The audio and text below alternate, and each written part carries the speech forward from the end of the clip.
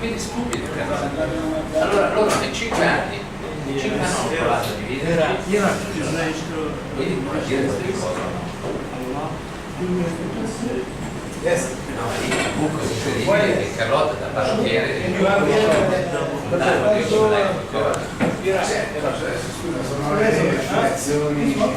sì, cioè questa è la vecchia situazione del nazismo. Bertolini dove è caduto? Bertolini, cioè, che era politicamente ammanigliato a Forza Italia, guarda che altro spessore, altra cultura rispetto all'Europa, no? Ma dove è caduto? Sul fatto che non c'aveva un messaggio di documento, io non ho mai visto i bilanci della FIST o della CISL. E dove sono i bilanci della FIST? Li tiri fuori, faccia vedere effettivamente quanti associati ha. Perché un conto è dire una parola, tu forse, un conto è invece certificarsi, che è diverso. Punto. No. 50 società vogliono dire Sta risciandando. Perché non ce n'hai più di 20 di me. Non vedi Pellegrini. Come. Dam. Yes. Ma poi tutti adesso Sardora ma. Ravaro, il Bro. Cazzo ha fatto questo? A livello di promozione tra lui la Seregno. Ah, c'è quello di Modena. Excuse me. Quello di Taiwan. Sorry. Quello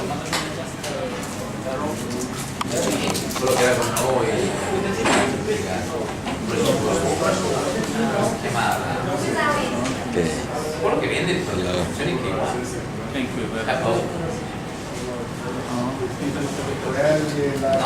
ma che corretto. Donc on va commencer un petit peu, je parler un petit peu de règles, parce qu'on a vu les séminaires, ils sont là, ils vont parler un petit peu. Non, c'est l'expérience.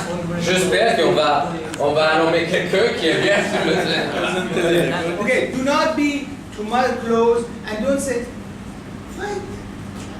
Stop. You make your character fight.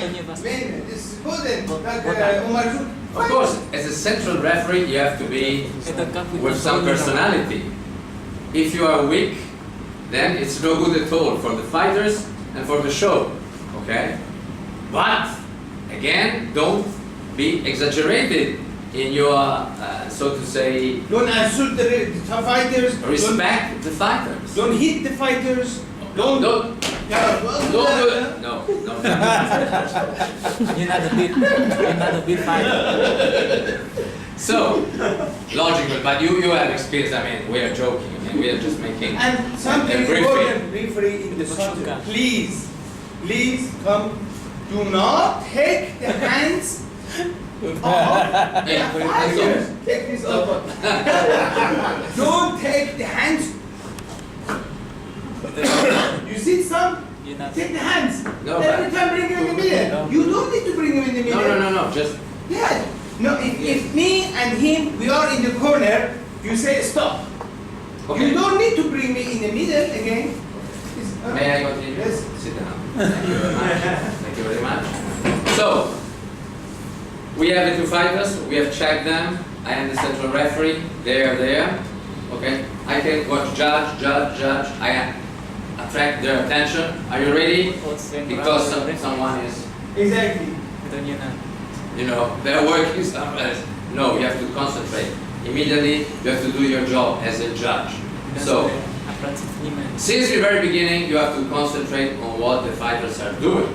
Because this is the most important thing for you as a judge. But then we will talk later about the judge. Now we talk about the central referee. Okay? So my job is, I go first in the ring, I check the fighters, I check the three judges are there, the timekeeper, the announcer, and then I call the fighters from the corners, okay? Shake hands, ready, judge, time, fight! And then you move, you start moving, and you control what the fighters are doing.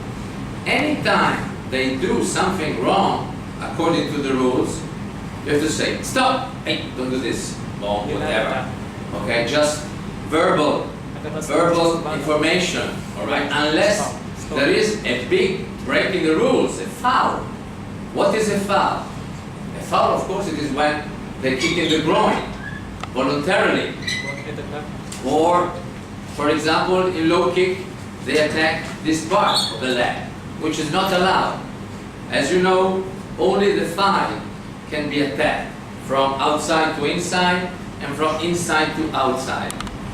So you cannot attack here, you cannot attack the articulation, alright? On purpose. Yes, this is not, of course. This is not needed because No, of course not. Articulation, you cannot attack, alright? So, anytime there is a break in the rules, if they are fighting, you don't necessarily need to time. Don't do this, don't do that. If it is a small foul, okay, you stop the time and you talk to the fighters only when there is a serious foul. And then again, don't forget, when you ask for the time and you talk, then before starting, time, fight, again. Alright? Actually, it is important because otherwise you lose time. They only fight 2 minutes per round. Every time if you stop the time, talk, stop the time, talk, it's not good for the rhythm of the fighters, it's not good for the show. On the contrary, of course, if you talk too much, again, it's no good. So be careful. Let them fight. But I hope that here we will identify those of you who can go in the ring. For example, I have seen Gurba, what's his name now? Gulamedin. Well, Gulamedin cannot speak English, but he's good. He's good because he can communicate by gestures. Exactly. Language. So you don't need actually to talk. You just have to show, don't do this, don't do that. You know, gestures. If you don't speak English, it's enough. Alright? Be polite, calm, don't be excited. This is absolutely important for your job as a central referee. The other important thing as a central referee is to protect the fighters. For example, in case of knockdown. If a knockdown is because of the punch to the stomach, okay, but especially when it is a knockout, it's really bad. So the central referee is responsible to watch out that the fighters are capable of fighting every time, to keep on fighting. If you see a fighter who is in danger, then you start counting, whatever, and then you send immediately the opponent to the neutral corner. You cannot start counting unless the other fighter is neutral. So you can say 1, and then you cannot continue if the fighter is still there who gets to a bad corner. You must go to the neutral corner. And then you start 2, 3, 4, 5, 6, 7, 8. Then you have to watch the eyes of the fighter. Okay? He must have his hands up. If his hands are down like this again, 9, 10, up. This is very, very important. Actually, the central referee is there, has got nothing else to do than to supervise that the fighters are okay. Understand? You understand? Okay. So this is very important. Then, of course, when he has to call the doctor. You know that the doctor cannot enter into the ring by himself. He cannot just, hey, don't do this. No, he cannot. The doctor must be called by the central referee. So again, if you see any fighter in danger, please time, doctor. No, and he comes in. This is absolutely important.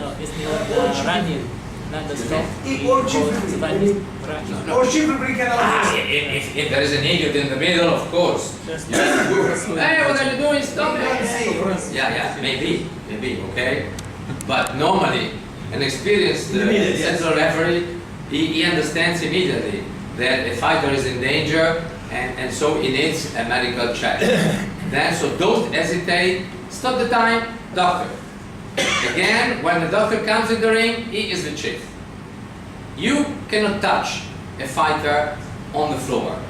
Otherwise you may damage the fighter, all right? Call the doctor. It's his responsibility, not your responsibility to take care of the fighter, all right? Again, this is also very important. The judgment of the doctor is final. If a doctor, and the problem is, do we have an experienced doctor? Yeah, Dr. Zoltan is here. Dr. Zoltan, yes. This is 2 other doctors. So, because, you see, in the past, I've seen small cuts. No, the guy cannot continue. Hey, what cannot continue? I mean, there's nothing wrong, nothing serious. So in any case, if you have an experienced doctor, he knows when to stop or not to stop the fighter from continuing the competition. Okay? So if the doctor says he cannot fight, then it's over. Finished. You send the other to the corner and that's it. The doctor takes care of the fighter, they take him out, whatever, there is a bad injury. And if not, of course, it's technical knockout, it's finished. Another important point, in case of bad fouls, in case of, I don't know, something, an elbow cut or whatever, which is completely forbidden, or maybe a knee, and the other one is injured, he cannot continue. So again, the central referee cannot by himself decide the penalty. To disqualify the fighter, to take a minus point away, he cannot by himself. So there is time. And then you go to the judges asking their opinion. What did you see? For you, was it a foul? Was it an intentional foul or not? Because this is the problem. Was it an intentional action or it was an accident? Because this is the big difference when you have to decide. If the action was a willing action, a voluntary action, then of course you have to penalize the fighter, either taking away 1 point or disqualifying him. If the action was not voluntary action, okay, it was by accident, then of course, and this is a pity, if the fighter cannot continue, the other one is the winner. There is an accident, both of them hit, one is cut. What do? The guy cannot continue, of course the other one, if the judges agree that was not a voluntary action, it was not a foul, the other fighter who stays in the ring, who can continue, will be the winner. Okay, I think that these are the basic problems for the central referee. Of course, nothing is better than experience. This is for sure, especially in ring sports. Alright? But you are not there to declare who is the winner in the end. It's not your job. This is the job of the judges, of the three judges. Now, what do have the three judges to do? Apparently, the job of a judge is easy.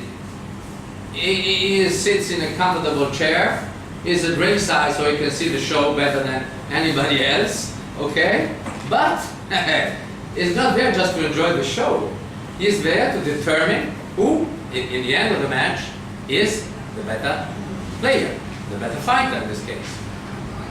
And how does he decide?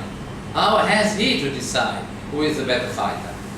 According to the number of techniques of scoring points, I used to say, that one of the two fighters succeeded in doing. So when it is point when a clear technique by punch or by kick lands on legal targets, that is the face, the body, not the arms, and the legs, this part of the legs, the thighs, okay? When a clear technique, be it a low kick